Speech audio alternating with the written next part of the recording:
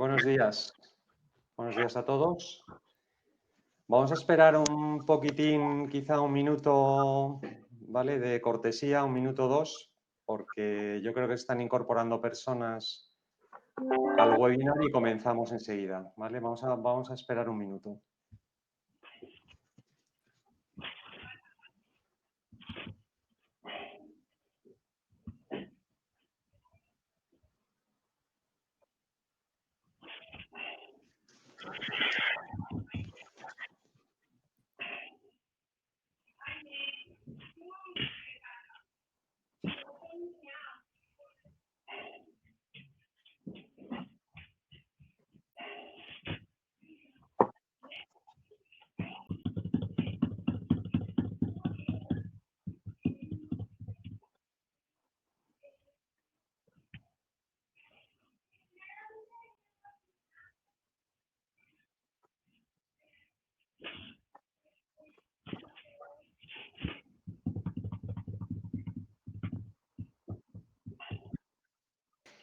Oye, pues nada, muchísimas gracias lo primero, ¿vale? Por estar con nosotros aquí esta mañana atendiendo a este webinar que vamos a hablar.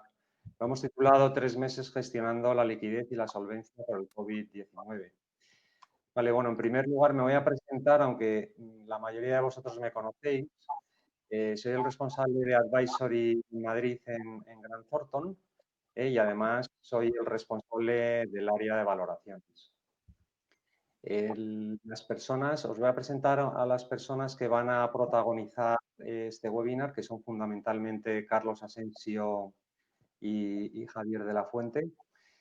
Muy brevemente os diré, lo relevante de ellos es que Carlos es el líder de nuestro equipo de deuda. Tiene 16 años de experiencia en reestructuraciones y su experiencia está tanto dentro de las propias compañías gestionando situaciones de reestructuración, donde también ha tenido la oportunidad de gestionar algún concurso importante en alguna empresa como asesor y en los últimos 4 años con nosotros en Grant Thornton. Vale, Javier de la Fuente, deciros que, bueno, pues que prácticamente toda su vida la ha desarrollado en la banca y que además los 10 últimos años se ha dedicado en exclusiva a reestructurar empresas y los 5 últimos como responsable de reestructuración de empresas en la Caixa. ¿Vale? También vamos a tener la oportunidad de tener a Javier González Caballero, que es un director del área de valoraciones y que, bueno, fundamentalmente lo que quiere es saludaros a buena parte de vosotros que sois clientes nuestros de este área, ¿vale? Y que estáis atendiendo al webinar. Bueno, pues sin más, una breve introducción. ¿Cuál es el objetivo? A ver, la crisis a la que estamos asistiendo con el COVID-19, pues fundamentalmente está afectando a la liquidez y este aspecto ha pasado a ser una cuestión absolutamente prioritaria en la mayoría de las empresas. Y bueno, yo os diría también un acicate que nos está haciendo reflexionar a muchos sobre nuestra estructura de financiación y cómo estamos gestionando el riesgo financiero en nuestras empresas. Lo que estamos viendo en estos 3 meses son muchas gestiones para asegurar la liquidez, ¿vale? En muchísimos casos la están resolviendo y la estamos resolviendo en las empresas con la ayuda de las líneas ICO. Pero lo que sí está pasando también, y es nuestra experiencia, es que estamos viendo un proceso de mucha inmediatez y muy poco análisis, ¿no? Donde lo que vemos es que las empresas están proveyéndose de liquidez, parcheando su situación de momento, pero incluso la propia banca nos muestra permanentemente todas las incertidumbres que tiene respecto a lo que va a pasar, ¿no?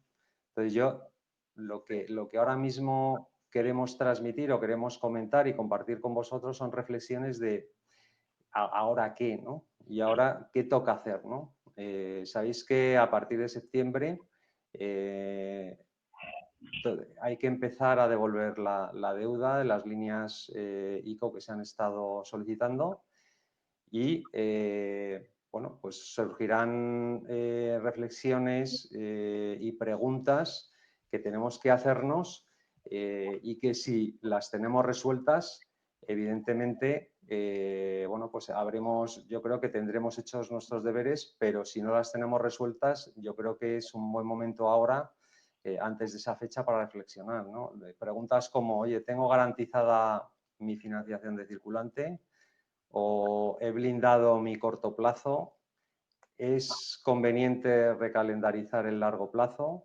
¿Tengo los mecanismos para tener una interlocución ágil y eficaz con la banca? En fin, estas preguntas y muchísimas más, y todas las que queráis formular, yo creo que es importante anticiparnos, bueno, pues antes de que lleguen fechas en las que, bueno, pues las situaciones y las obligaciones de pago empiezan a ser importantes y hay que anticiparse para que seamos capaces de acometerlas. Un tema de logística nada más, ¿vale? Os voy a dar un email por si os es más cómodo formular preguntas mientras estamos haciendo la exposición. Os doy el email paula.martin, acabado en n de Navarra, @es.gt.com. Vale, vamos a ver, esto es una alternativa al chat. Sabéis que tenéis un chat donde podéis ir formulando todas las preguntas que queráis a lo largo de la ponencia. Y lo que vamos a hacer es dejar, la ponencia la vamos a, bueno, pues hacer en 15 o 20 minutos y luego vamos a dejar pues un tiempo, el resto hasta el final, que ojalá pues haya un debate y una dinámica en la que podamos comentar, bueno, pues todo lo que os inquiete, ¿vale? Y sin más, voy a dar paso, bueno, primero voy a dar paso a Javier, que os va, a Javier González, de mi equipo de valoraciones, que bueno, quiere saludaros a muchos de vosotros y a continuación inmediatamente damos paso y la palabra a Carlos Asensio. Sí, Javier. vamos, yo solamente, sí, lo que comenta Fernando, daros la bienvenida a todos y agradeceros que estéis aquí para atender a este webinar de liquidez y solvencia. Y no os quito ni un minuto más, vamos, solo eso, daros las gracias y dar paso a los que de verdad saben de esto y de los que seguro que aprendemos algo hoy. Bueno, Javier, Carlos, no te olvides que no he querido yo dar ese mensaje y esa noticia tan importante que creías que había que dar. No sé si te acuerdas, que este jueves empieza un evento y un acontecimiento y que creo que es importante también comentarlo. Bueno, sin más, oye, te paso la palabra. Yo tampoco lo revelo. Bueno, buenos días a todos. Gracias, Fernando y Javier, por vuestra amable introducción. Y agradeceros la asistencia a esta webinar, que por experiencia de otra, como ha dicho Fernando al final de su introducción, pues os animamos a participar. Habrá un tiempo al final del coloquio y espero que os animéis, porque eso siempre enriquece mucho la exposición en la webinar. El objetivo es muy claro. Al final, nosotros todo este entorno de lo que hemos pasado lo vemos en un entorno de liquidez. Liquidez que hay que revisar, que hay que analizar, que hay que sensibilizar y en los que vamos a enfocar 3 puntos. Vamos a ver efectos que se han producido durante esta crisis sanitaria, que ya para todos, yo creo, en más o menos medida lo hemos padecido. Trasladar lo que desde Advisory de Grant Thornton recomendamos llevar a cabo en estos meses atrás, y porque hemos visto, como ha dicho también Fernando, ha recordado, una falta de análisis que nosotros creemos muy importante. Y luego, aparte de lo que puede hacer la compañía o las tareas que debe hacer, lo que nosotros recomendamos en cuanto a la liquidez que hay desde el punto de vista bancario. Nos vamos a limitar solamente en esta webinar a ver el punto de vista del sistema bancario, en cuál es su posición y cuáles son los mecanismos y alternativas que existen más allá de ese tiempo, ¿vale? Ya sabemos que a día de hoy no es la misma crisis, no es la misma situación de crisis que tuvimos años atrás, puesto que ahora mismo hay mucho más alternativa de financiación a la bancaria y alternativa como son a corto y a largo plazo con fondos de deuda que actúan de igual manera y ágilmente, pero solamente vamos a atender a la posición bancaria porque entendemos que es a la que todo el tejido empresarial tiene acceso de forma global. Bueno, llevamos 3 meses de COVID o estado de alarma, por ponernos una fecha, y ya todos tenemos los efectos más que conocidos, impactando en todos los sectores en mayor o menor medida y en empresas de menor o mayor tamaño. Lo que ya sabemos a día de hoy es que bueno, se ha modificado el mercado en el que trabajábamos, en el que operábamos, donde han provocado tanto fuertes caídas en los mercados de valores para las empresas que cotizan, ha habido una suspensión, obstáculos para los suministros y prejuicios en la cadena de valor y otros motores de la economía. Ante todos estos factores, al final lo que nos preocupa a las empresas es la liquidez. Por eso nosotros vemos que es de vital importancia ante todas estas circunstancias de determinar las necesidades de tesorería a corto y medio plazo. Ya desde largo plazo las dejamos de momento aparcadas, porque que ya es difícil a veces determinar entornos de 2, 3 años como para ponernos en una crisis sanitaria a ver más de 18 o 24 meses. Pero es muy importante determinar esas necesidades de tesorería a corto y medio plazo para poder tomar decisiones que nos permitan sobrellevar esta situación de incertidumbre. Vale. Algunos de esos efectos que hemos, bueno, pues que todos en menor o mayor medida seguramente habéis tenido en nuestras compañías, pues un descenso de la facturación. Que ya no es el descenso de la facturación, sino es la incertidumbre de cuándo vamos a recuperar ese volumen de facturación o un volumen de facturación crítico para nuestra viabilidad y solvencia. ¿Qué pasa con la producción, con la reducción, con la jornada de trabajo? ¿Qué pasa con la losa de los costes fijos, ¿no? La gestión de stock. Hay muchos sectores que tienen productos perecederos, con lo cual, cómo poder hacer líquido y gestionar esa liquidez. El tema de la gestión de los clientes, la morosidad. Todo el mundo intenta alargar los periodos de pago a los proveedores y al final todos somos clientes de alguien. Entonces, al final, pues se crea una tensión de liquidez con los clientes. Luego, los cambios en hábitos de consumo, que tiene que ver con lo que decía del parón de la producción. O sea, hay muchos sectores que bien por el teletrabajo, bien porque se ha demostrado que no son productos de primera necesidad, pues van a tener que reorientar estratégicamente la compañía. Y eso derivado de los cambios de hábitos de consumo que hemos tenido en algunos sectores. Y todo al final lo que viene a dar lugar es a si tengo posibilidad o no tengo posibilidad de atender mis vencimientos de la deuda. Al final todos son incidencias, contingencias operativas que me van a llevar a una posible o no contingencia financiera. Y nosotros desde Grant Thornton lo que estamos viendo y que va a tener mucha relación con lo que vamos a decir al final de la webinar es donde nosotros estamos incidiendo en las compañías en las que estamos ya trabajando. Y en lo que, debido a nuestro conocimiento técnico y comercial de los mercados de deuda, es fundamental determinar cuál es la necesidad de la compañía, ¿vale? Para eso necesitamos una identificación y una elaboración de un plan de contingencia operativa y financiera. Pero ese plan de contingencia operativa y financiera lleva todo lo que os he dicho anteriormente. Lleva una mejora continuada o ver qué mejora se puede haber en la gestión de stock o de working capital para ver la liquidez que puedo contar en este corto o medio plazo, ver el reposicionamiento estratégico, incluso reestructuraciones operativas que pueda llevar a cabo para generar más liquidez o para liberar caja. Y al fin y al cabo, lo que todo eso va a llevar es una sensibilización y una cuantificación de los diferentes escenarios que hay en una compañía, dependiendo de sus contingencias operativas y financieras, para saber qué necesidades de liquidez tengo a corto plazo. Y con esas necesidades de corto plazo, estaremos en situación para poder analizar y buscar las alternativas de liquidez adecuadas. Aquí solamente vamos a tratar las bancarias, pero siguiente apuntar que hay muchas más que las bancarias, aunque no llegan a todos los tamaños de las compañías, y que poco a poco en España, como hemos rezagado respecto a Europa, cada vez los fondos de deuda irán sustituyendo a largo plazo a las entidades de crédito. Pero actualmente nuestro sistema todavía está monopolizado desde el punto de vista bancario.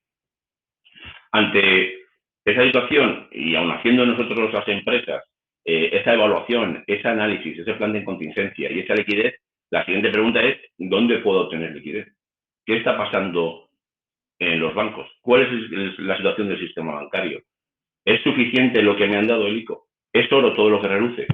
¿Es la solución? ¿Hay más? Entonces, para entender eso, permitidme primero que os haga un breve resumen de cómo funcionan las entidades financieras para que entendamos cuál es la situación hasta el COVID y qué es la alternativa que se va a poner a partir de septiembre para que entendáis las posibilidades alternativas que hay de nueva liquidez. Bueno, los bancos, espero que no me da cuenta si hay alguno intervenido y me perdonen la palabra, pero en mi opinión, yo creo que la banca, desde el punto de vista, está intervenida, ¿vale? De igual forma que tenemos un sistema, un marco jurídico estable, independiente de Europa y que ha ido evolucionando y modificándose de 2009 con la disposición adicional cuarta y la ley 71 bis, que marca la ley concursal, en el cual pues, bueno, se dinamizan los procesos de reestructuración, acuerdos posibles, cumpliendo simplemente, por resumirlo, con unas mayorías que están entre el 60 y el 80% en función de si existen garantías reales o no en esa deuda, en ese pool bancario. Es decir, que con el 60 y el 80% de bancos que representen la deuda total de la compañía se puede llegar a un acuerdo, aunque existan bancos disidentes que no estén de acuerdo, y se les puede arrastrar en esas condiciones, con lo cual evitamos el problema que teníamos en la crisis pasada, donde teníamos que buscar una unanimidad, y tenemos un sistema, un marco jurídico que nos permite dinamizar esos procesos y esos acuerdos, ¿no? Sin que lleguen al miedo del concurso y a la liquidación, seguramente, si nos atendemos al porcentaje de los concursos que salen hacia adelante. Pues igual que tenemos una dependencia, digamos, un marco jurídico que dinamiza esos procesos, por otro lado tenemos una dependencia o una normativa bancaria que nos interviene. ¿En qué nos interviene? Pues nos interviene con dos circulares, que es la circular, simplemente a modo de mención, que es la circular Banco de España 4/2016, que determina las medidas urgentes en materia de refinanciación y situación de deuda corporativa, y desde 2018 la normativa conocida como IFRS 9, en la que se regula la clasificación y dotación de las provisiones para entidades financieras.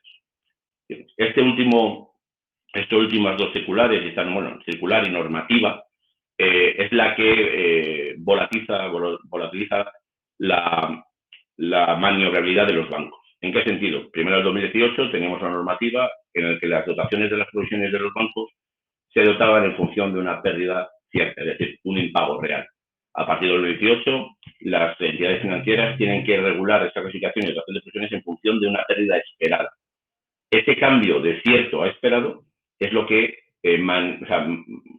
ata a las entidades financieras, ya que no solamente tienen que dotar por el mero hecho de impago, sino por circunstancias pues, de país, de concentración de sector, de histórico de impago de esa compañía, del instrumento de deuda que esté utilizando. O sea, mete una serie de algoritmos dentro de la dotación que le hacen provisionar mucho más la deuda y por ello le hace menos solvente. Vale. Para esto, entonces, ¿cuál es el panorama? ¿Qué podemos hacer, ¿no? Entonces, para ello hay que entender el ratio y para qué sirve el IFRS 9. Al fin y al cabo, los bancos o el Banco Europeo marca una normativa, que es el Pilar 1 o el CET1, como equity, como se puede llamar, en el que mide un ratio de solvencia para ver la fortaleza de cada banco y hacerlo homogéneo a nivel Europa, para poder, digamos, hacer ese control o esa intervención.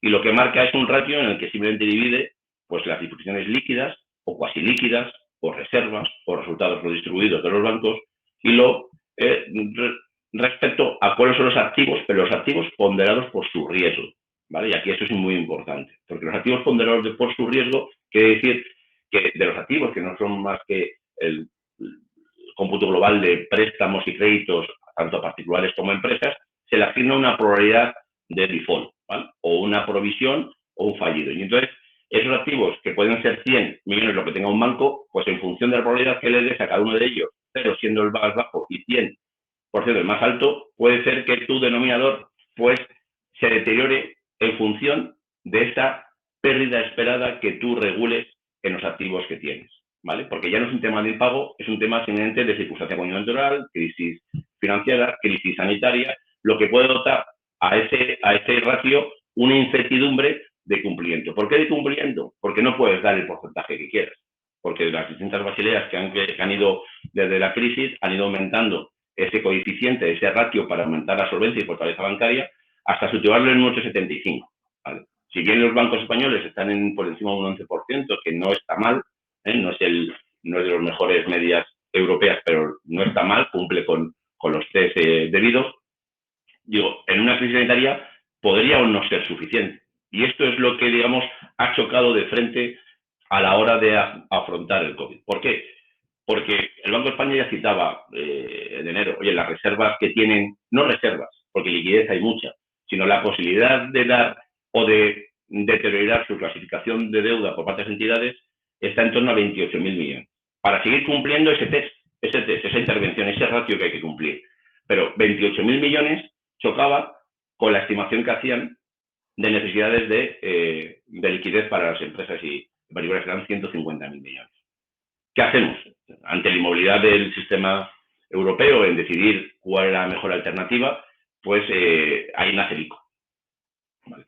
¿Que dónde impacta el ICO? Pues el ICO está hecho en primera mano para poder, digamos, dar una forma de dar liquidez a las compañías, aunque detrás de él lo que realmente conlleva es a un mantenimiento de ese ratio de solvencia que tienen las entidades. ¿Vale? Con esos 100.000 millones más la parte que han tenido que aportar los bancos, han podido destinar 133.000 millones, o van a poder destinar, porque estamos todavía en el tercer apertura de los últimos 40.000 millones, están los 20.000 tercera apertura y falta la cuarta de esos 20.000 millones, pero con ello, digamos, entendían que podían cubrir las necesidades iniciales que se habían dado, que se sabían en las estimaciones a priori, ¿no? Acordaros lo difícil que es hacer una previsión a largo plazo y más en situaciones de crisis.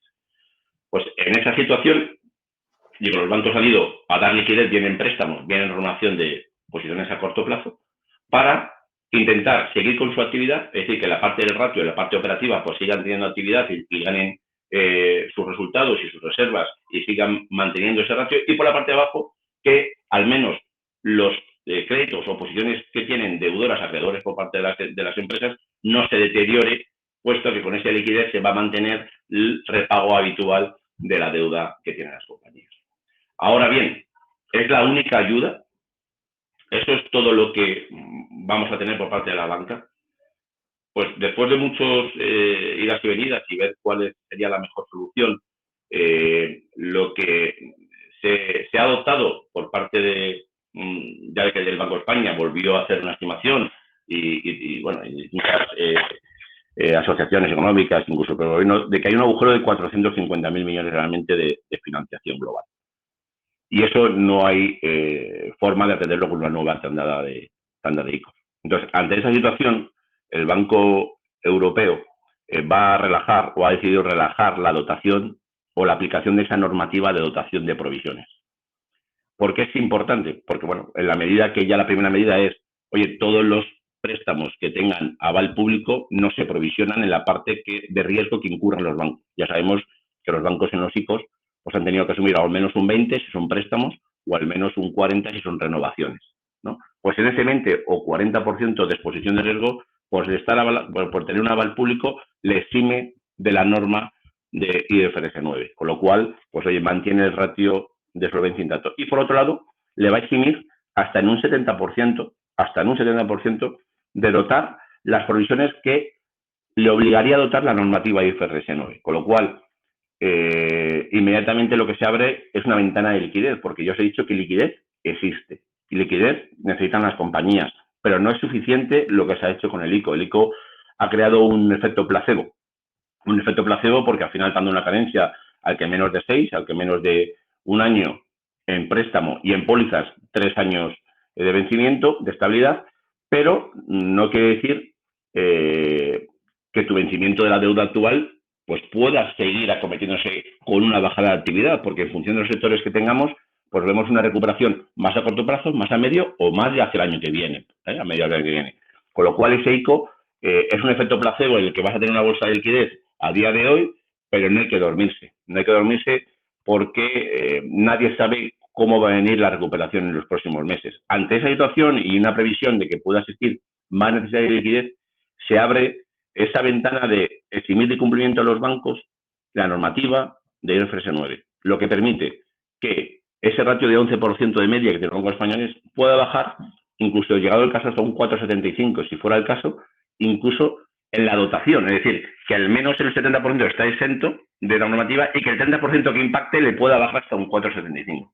Eso es lo que hace que directamente la liquidez que tienen en los bancos se pueda, digamos, salir a particulares y a empresas.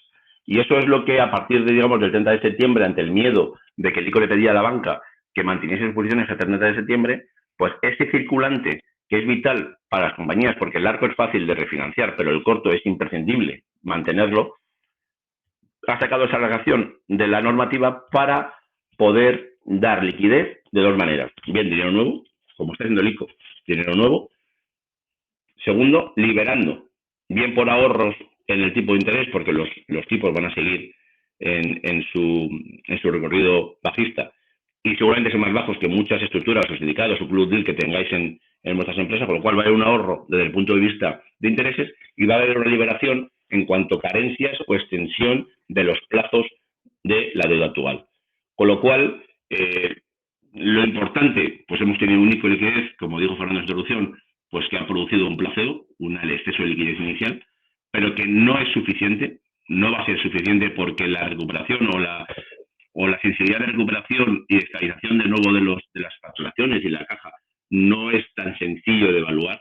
Y yo creo que se abre una ventana en donde a la banca le va a favorecer esta flexibilización de la normativa para poder ir a plazos superiores a los 5 o 7 años que le marca la IFRS 9 y a dar carencias que en muchos casos es prohibitiva en otras situaciones. Y esa liquidez es la que tenemos que aprovechar porque hasta el 1 de enero de 2022 es cuando le ha dado el Banco Europeo a las entidades financieras para volver a cumplimientos de ratios de solvencia, ¿vale? Con lo cual, el sistema bancario ha funcionado pues de aquella medida, porque algunos me decían estos días atrás que no saben si los bancos han sido los mejores intermediadores a la hora de dar o conceder esos ICOs. Cierto es que ha venido muy bien, hay muchas compañías que gracias a ellos pues están sobreviviendo, pero yo creo que la noticia muy importante en la que tenemos que perder miedo y que se nos abre a partir de septiembre y en la que hay que empezar a trabajar es refinanciar la deuda, o reestructurar o refinanciar. Nosotros separamos entre reestructurar y refinanciar en la situación en la que llegas al proceso de reestructuración. Por eso es muy importante el plazo, ¿vale? Es el plazo de cuando comienzas ese análisis de contingencia operativo y financiero para anticiparte a cualquier vencimiento que puedas tener de la deuda. Porque si tú llegas a ese proceso sin impagos, será una reestructuración ordenada.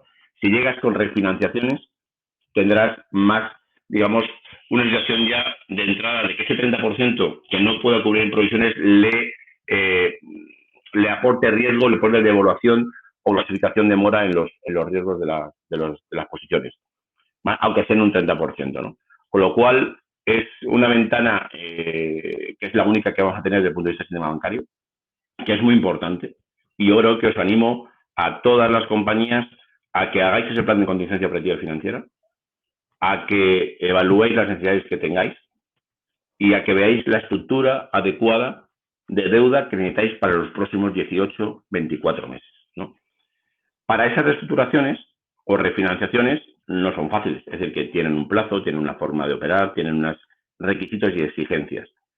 Para digamos, para este paso, para estas refinanciaciones y para el proceso en sí, la normativa, los documentos, etcétera, me gustaría contar con mi compañero Javier de la Fuente y abusar de su experiencia en banca, de su visibilidad desde responsable de riesgos, responsable de reestructuraciones, para que veáis su opinión.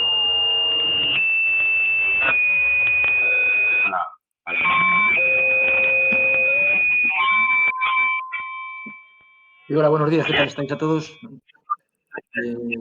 Encantado de poder transmitiros y hablar con vosotros, joder, gracias por conectaros.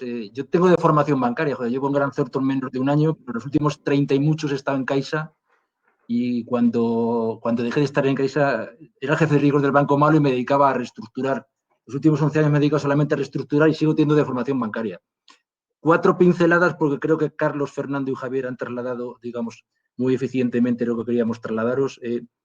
Los últimos 3 meses, y hablo desde la visión que yo todos los días, y Carlos y Fernando y Javier hablamos con los bancos, yo he visto un cambio muy importante de predisposición por parte de los bancos, ¿vale?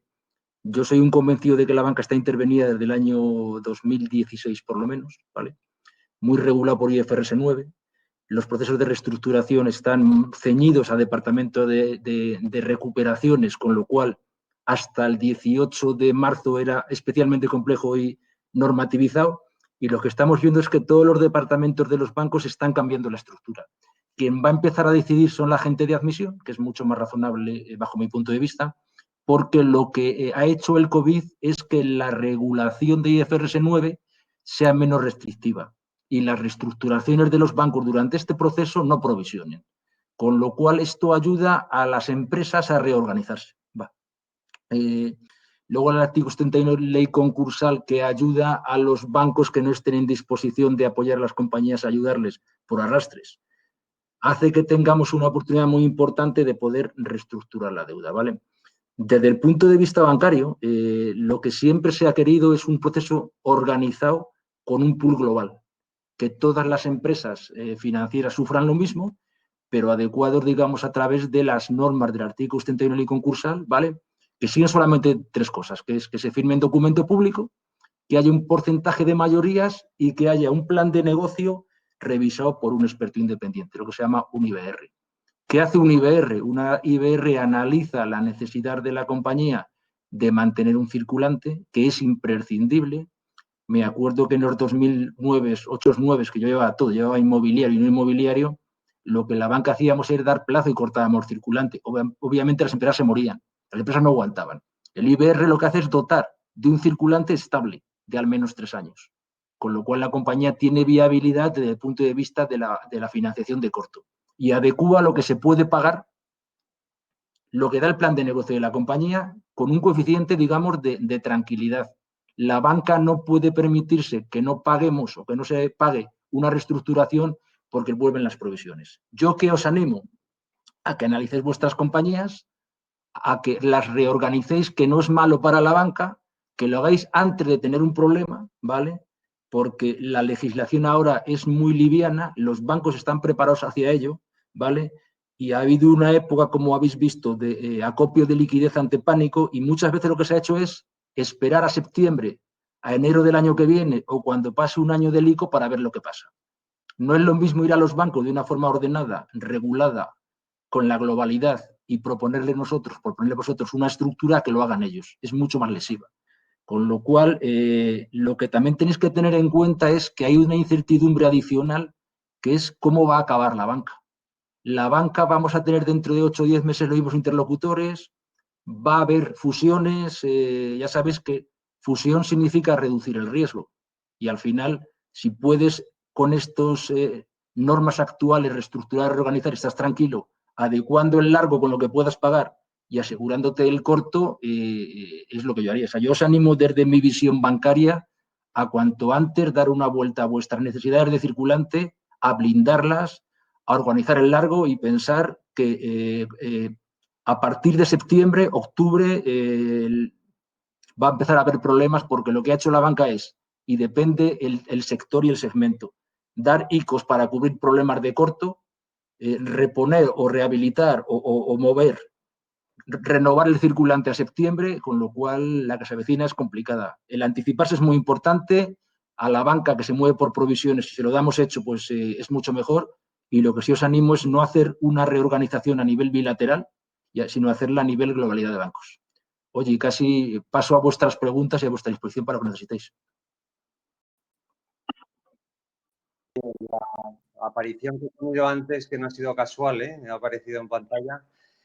Bueno, lo que quería deciros es que os animéis a hacer preguntas, que ya las he hecho por el chat, pero también me está diciendo Paula que tiene preguntas por email, así que, oye, yo creo que vamos a empezar a plantearlas. Yo estoy viendo ya en el chat y voy diciendo las preguntas que vais formulando. ¿Cuál es el plazo de una refinanciación?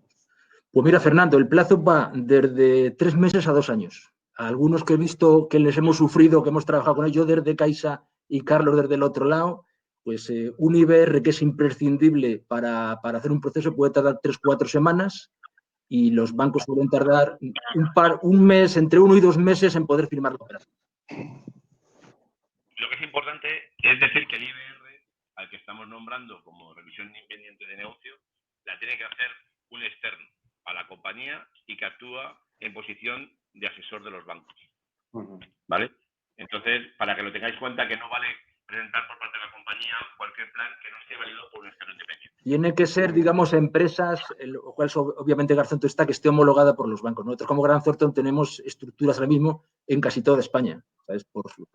Ya hace muchísimos años. Tiene que ser las 5, 6, 7 de que funcionan más o menos con los bancos. Los bancos habitualmente te dan una terna tanto de asesores financieros como jurídicos. Ya te digo que por suerte estamos casi todos, ¿vale?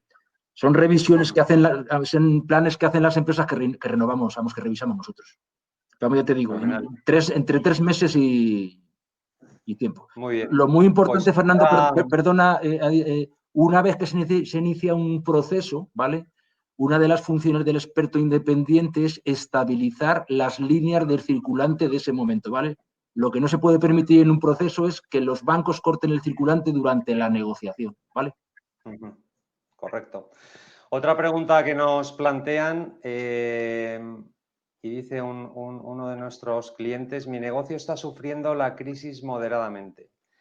Con las pólizas a corto que tenemos concedidas, ahora hemos estimado que no tendremos problemas de liquidez, pero si el negocio tarda en remontar, se nos dilatan los periodos de cobro y no nos renuevan alguna póliza, podemos tener problemas de liquidez. ¿Qué me recomendáis en un caso como este?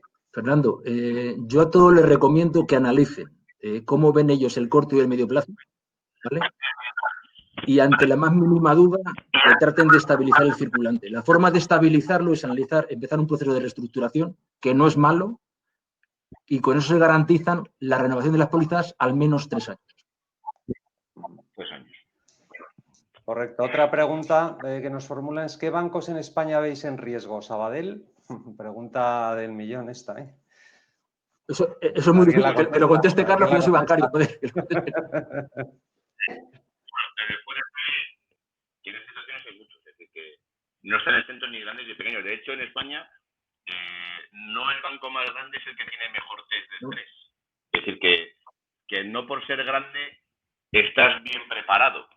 Ojito, o sea, no quiero lanzar con esto que Santander, BVA u otros bancos están en problemas, pero que si bien tienen diversificado sus negocios más que otros bancos más pequeños, porque están más internacionalizados, y depende de dónde estén también, que estén sufriendo su crisis en mayor o menor medida, o sea, puede ser bueno o malo. Pero solamente deciros que Sabadell, bueno, venimos escuchando noticias de hace muchos meses, que se han deshecho de toda la parte de inmobiliaria, toda la parte de NPLs, pero eso no es nuevo, porque eso también lo ha hecho Santander con la entrada Popular con Blackstone, o ya lo hizo con Coral Homes. O sea, todos han hecho una venta una copia de liquidez sobre aquellos activos que han considerado tóxicos o de poco valor. Pero el riesgo, yo creo que nos asustaríamos, porque hay muchos bancos pequeños que están bien dotados y hay muchos grandes bancos que su apetito de expansión y últimamente fusiones, pues a lo mejor no les lleva a una buena situación. No nos dirá, yo creo que en el corto plazo veremos quién está preparado. Lo que sí es cierto, y lo que ha dicho el ICO, o lo que estamos hablando con el ICO, es que hay muchos bancos que han tenido mucho cupo y se han ocupado de tener mucho cupo de aportar liquidez, de tener ICO, ¿vale? Y eso puedes verlo como que es una sensación de ayuda a las compañías, o también puede ser una sensación de necesidad propia de estabilizar su coeficiente de solvencia que hablábamos antes. Entonces, las informaciones hay que verlas, y es difícil decir que banco va a estar en riesgo, pero no nos olvidemos que los pequeños, por ser pequeños, estén mejor preparados que los bancos. Las quinielas son siempre Sabadell y Bankia. No sé por qué, pero vamos, hay alguno pequeñito que es muy solvente, es un tema de tamaño. Pero bueno, como bien dice Carlos, lo que estamos viendo en estos cada día es que se están utilizando el tema ICO para ganar solvencia, que puede ser perfectamente lo que dice Carlos, una patada para ayudar a sus propios ratios. Oye, Carlos, mientras voy formulando la siguiente pregunta, muévete un poquito el ordenador o haz algo, porque el micro yo creo que te está sonando alto o bajo. No es un tema de pantalla, le digo, te oímos, pero se oye a veces alto, a veces bajo. Bueno, vamos a intentar. Vale. Otra pregunta que nos formulan: he solicitado financiación ICO porque mi negocio, financiación ICO que tengo que devolver a partir de mayo de 2021, ¿vale? Entiendo que la pregunta es porque mi negocio tiene problemas, intuyo que está cortada la pregunta. Mi negocio está relacionado con la construcción y ha caído significativamente. Mis previsiones de cash flow son complicadas porque el comportamiento futuro del negocio es muy incierto, pero es muy probable que tenga problemas de liquidez incluso antes de mayo de 2021. mi empresa estaba apalancado con ratios que eran razonables antes de la crisis y atendiendo pagos, aunque tampoco nos sobraba el dinero. ¿Qué opciones veis? Bueno, ahí, Es que bueno, yo creo que la ventana de refinanciación o reestructuración es clara. En el tema inmobiliario sí que suscita una particularidad. No habla, perdón, Carlos, es construcción. Habla de algo, de un negocio relacionado con la construcción, ¿eh? No. Sí, pero vamos, que con la construcción o en función de tenga garantías reales asociadas a esas deudas, entramos en un, yo creo que la banca va a estar dispuesta a dar plazo, a refinanciar esas posiciones a largo plazo, a asegurar esa liquidez para que pueda pasar esa travesía. Lo que se abre es un problema que yo creo que va a ser difícil que se abra sin un análisis previo, que es el valor de la construcción, es decir, de los activos en construcción, de los activos que se están financiando. Yo creo que eso, ya sabéis que la IFRS 9, igual que digamos, clasifica la dotación de provisiones o la morosidad o no debilidad de ciertos créditos, pues todas las garantías reales que existentes o de los préstamos hipotecarios también están sujetos a IFRS 9. Y en función de la garantía eficaz, cuando decimos garantía eficaz, es que al menos esa garantía, el valor del inmueble que se está financiando, tenga un valor superior al 50% del préstamo que se ha concedido. Yo creo que ese melón no se va a abrir, no se va a abrir en ver cómo ha afectado a nivel inmobiliario o a nivel de construcción el valor del activo respecto al valor del préstamo. Yo creo que no se va a abrir ese melón, y lo que va a ser fácil es dar plazo, porque no cuesta, es decir, dar plazo y esperar a una recuperación. Pero es primordial entrar en esas situaciones y, sabiendo que ya el corto o medio plazo te viene así, empezar a hablar con los bancos y empezar a buscar un plazo adecuado a Carlos, me están diciendo, perdona Javier que te interrumpa, Carlos, me están diciendo que a ver si puedes conectar un micrófono externo porque seguimos, o sea, se te oye, pero a veces bajo, a veces alto, ¿vale? Es incómodo el sonido. Javier, perdona. Sí, te decía, si la compañía que hace la pregunta es una empresa de la construcción, este sector ya venía sufriendo mucho antes del COVID, ¿eh? Nosotros hemos tenido unas cuantas reestructuraciones y habría que profundizar más de la empresa. Tampoco sabemos qué es lo que está cubriendo el ICO, ¿vale? Yo sí analizaría casi más clientela, perspectivas, y aquí para mí sí es una estructura clara de reestructurar la deuda, ¿eh? Porque ya el propio negocio de construcción pura estaba sufriendo muchísimo. Y hay muchas empresas que se han ido a concurso y a liquidación en los últimos meses. Era de los más tocados previamente al ICO. Pero esto es un claro ejemplo, como te digo, de reestructurar la deuda, anticiparse. Porque el ICO, todos los ICOs hay que pagarlos. El ICO, pensar que es una garantía, ¿eh? Quien otorga la financiación es el banco, ¿eh? O sea, los bancos son realmente los que soportan. Yo que ya te digo que tengo de formación de la otra parte y me ha tocado mucho. Yo he sido jefe de riesgo muchos años de Madrid y, bueno, de un montón de sitios de España. Cuando tú vas al ICO a ejecutar una posición, tienes que volver a explicar cómo la has concedido. Eso no es tan sencillo, ¿eh? No es tan sencillo. Pero sí lo que veo este tipo de empresas que tendrían cuanto antes sentarse porque son procesos largos. Vale, perfecto. Bueno, aquí en general os diré que, oye, los que estáis formulando preguntas y que, bueno, el análisis requiere de un poquito más de desarrollo, oye, sentiros libres, estamos encantadísimos de, oye, continuar la conversación ¿sabes?, por fuera y en otro momento, ¿vale? Otra pregunta que nos formulan es, ¿qué pasa en este entorno con los préstamos con garantías reales? Pues mira, ahí hay una. Ahora estaba hablando esta mañana como con Santander de una cosa curiosa. Depende de lo que hagas con las operaciones de garantía real. Hay unas que no cuestan, otras que sí cuestan. Me refiero a actos jurídicos. Una que requiere transacción y otras no, ¿vale? Si se puede. O sea, la banca no da problema para dar plazo, ¿vale? O sea, es una ampliación pura de plazo, no cuesta, no tributa y es razonable, ¿vale? La guerra que tenemos ahora es con las tasaciones. El tasar, nosotros creemos que al no pedirlo el regulador no es necesario, porque van a bajar los valores, y de cara a un regulador las provisiones, se llama garantía eficaz, va en función del porcentaje, ¿vale? Con lo cual nosotros sí adecuaríamos plazo a la capacidad de pago, ¿vale? Pero trataría de no tasar. O sea, la banca en principio no tiene que darte problemas si amplías plazo, ¿vale? Lo que también estamos viendo en estos procesos es que los tipos de interés es lo que menos importa. Importa más la devolución del principal por el tema de provisiones que tema de precio. Con lo cual, si tienes garantía real y tienes problemas de pago, lo que se trataría es de adecuar la capacidad que tienes, incluyendo carencias, para que puedas pagar, porque los bancos creo que lo que menos quieren es quedarse con activos, ¿vale? Porque ya hemos sufrido bastante, el sistema financiero de pérdidas por ventas a fondos, ¿vale? Con lo cual, creo que tienen la mejor situación para refinanciar, pero lo que hay que tratar es de no tasar, porque tasar va en contra de todos. Entendido. Bueno, Carlos, además yo creo que va a intentar divertir a nuestros asistentes con los cascos que se ha puesto de colorines. Espero que además le oigamos mejor, ¿vale? Hay otra pregunta que nos formulan vía email y nos dicen, oye, ¿por qué los ICOs se han dado sin IBR si son necesarios para un proceso de reestructuración? Yo prefiero ¿Cuál es el papel que juegan en el proceso?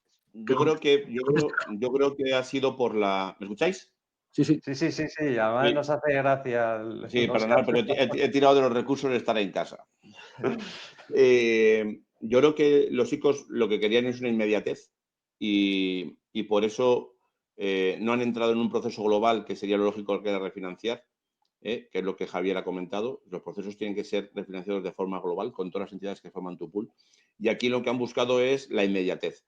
Sí que es cierto que se establecen unos requisitos de elegibilidad. El ICO no se puede dar así por así, sino que tiene que cumplir unos requisitos de elegibilidad, ¿no? Ya hemos visto del tema de morosidad, de antes del 1 de diciembre, de no estar en morosidad, perdón, antes del 1 de diciembre, de no estar en concurso de acreedores o previo al 17 de marzo, que estar al corriente de pagos de impuestos de agencia tributaria, nómina y seguridad social, que tener un ratio de fondos propios superior al 50% respecto al capital social, es decir, que no haya desequilibrio patrimonial.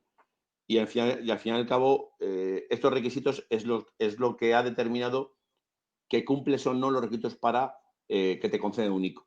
Aunque el ICO es el último en final en decidir, el ICO marca una serie de requisitos de elegibilidad y cumpliendo estos requisitos y en función de seas micropyme, pyme o gran empresa, pues tienes unos mínimos de importe que pueden llegar hasta 24 veces el coste de coste de personal o hasta un 25% de la facturación del año 2019 y se ha hecho por un tema de inmediatez, porque si no, y es un requisito de inmediatez y que no engloba a la total, al pool total que tengas en la compañía. Es decir, no todas las entidades de la compañía tienen que estar posibilitadas o tienen la obligación de dar un ICO en su parte proporcional de sirve, sino que puede ser que un banco lo dé y otro no lo dé. Y han buscado esa inmediatez para que los fondos llegasen con la mayor rapidez posible. Es que el ICO no te pide un IBR, el IBR es para negociaciones globales. El ICO solamente te pide una especie de declaración de no estar en insolvencia y una justificación de lo que dice Carlos, de una tesorería a corto plazo. O sea, el IBR es para negociaciones globales. No te habilita más que la propia operación bilateral de ICO. El resto no te vale, no vale, vamos. Fenomenal. No sé si, Paula, tenemos por ahí alguna pregunta más que hayan formulado por email. Yo no veo en el chat ninguna más. Animaros si queréis hacer alguna otra pregunta. No obstante, os voy diciendo, cualquier cuestión que tengáis que os pueda surgir, podéis utilizar ese mismo email que Paula nos puede, ¿vale? Nos las va a remitir y os contestamos sin problemas fuera ya de este webinar, ¿vale? Yo trasladar solamente una cosa, Fernando, es que como los bancos saben la avalancha de operaciones que van a haber en septiembre y octubre, ¿vale? Que ya están adecuando las estructuras, digamos, los que tengamos conectados y con la que tratemos, piensen que van a llegar todos a la vez. Si van a tener un problema noviembre, diciembre de este año, casi tendrían que empezar ya a ver qué van a hacer, porque van a llegar todas las operaciones a la vez. La patada que da la banca ha dado operaciones de ICO y estructuras que son hasta el 30 de septiembre y saben tanto la banca como las empresas que van todos en borbotón en octubre. En este momento, lo que decía antes Carlos, llegar con 30 días de impago casi te inhabilita. Llegar con 90 te inhabilita. Y van a llegar todos de golpe. O sea, si quieres reestructurar algo en octubre, tenías que pensar que tienes que empezar a montarlo en julio y avisar a los bancos que está reorganizando la deuda, que reorganizar no es malo, para que no se le ocurra a ninguno cortarte el circulante. Fenomenal, Javier. Oye, Carlos, Javier, mil gracias por vuestra intervención. Por supuesto, muchísimas gracias a todos por estar aquí con nosotros, oye, compartiendo estas reflexiones de lo que ha venido pasando estos 3 meses desde que empezó la crisis. Yo creo que es fundamental que colaboremos todos en salvar nuestras empresas porque, oye, la economía tiene que seguir adelante y ahora mismo hay un bache clarísimo. Oye, en la medida, si hay solución, hay que buscarla para encontrarla y oye, que la empresa siga adelante porque solvente antes tiene que seguir siéndolo después. Y bueno, os enviaremos el documento que no hemos pasado porque, bueno, os hemos comentado lo que os queríamos comentar. Ahí en esa presentación que os vamos a enviar a todos tenéis el contenido de lo que hemos estado hablando hoy. ¿Vale? Y, oye, invitaros de nuevo a profundizar en la medida que queráis sobre lo que os inquiete, ¿vale? Bueno, lo que no ha dicho Carlos, pero que lo tendré que decir yo, es que hay también una noticia fundamental. Coméntala tú, Carlos, por favor. No, que parece que últimamente cuando hablamos de deuda o de liquidez, ahora la gente está más centrada en que el jueves empezaba el fútbol y se abrían los bares. Oye, realmente, Carlos, es miércoles, empieza hoy el Rayo. Yo creo que es otra noticia placebo, igual que la del ICO de normalidad o de tranquilidad, pero yo creo que es igual, hay que ser cautos en todo, tanto en la parte de salud como en la parte financiera de las empresas, y hay que hacer los ejercicios y los análisis bien hechos para llegar en el momento adecuado a poder dar la solvencia y liquidez apropiada a la compañía para pasar estos 12, 18 o 24 meses, ¿no? Porque la incertidumbre es alta. Fantástico. Oye, pues de nuevo, mil gracias a todos por estar aquí. Y oye, en la medida que nos podamos ayudar a pasar esta situación, encantado de seguir en contacto con vosotros. Muchas gracias. Muchas gracias a todos.